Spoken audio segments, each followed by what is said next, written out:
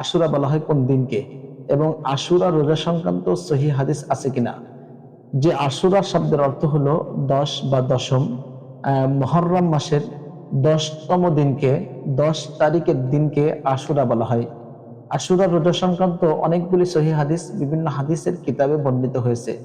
সহিহ মুসলিমের মধ্যে এসেছে সিয়ামু ইয়াউমি আশুরা আহতাসিবু আলাল্লাহি আইয়ুকাফিরা সানাতাল্লাতী ক্বাবলাহ।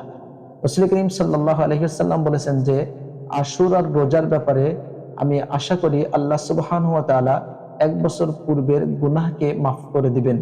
অনুরূপভাবে বুখারীর বর্ণনার মধ্যে এসেছে রাসূল করিম সাল্লাল্লাহু আলাইহি ওয়াসাল্লাম হিজরত করার পরে মদিনায় দেখেন যে ইহুদিরা আশুরার দিনে রোজা পালন করে।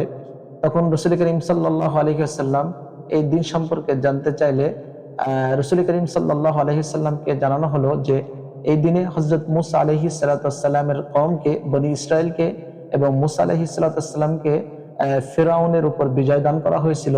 সুতরাং ইহুদিরা এই দিনের শুকরিয়া, তাজিম, সম্মান প্রদর্শনের জন্য রোজা রেখে থাকেন।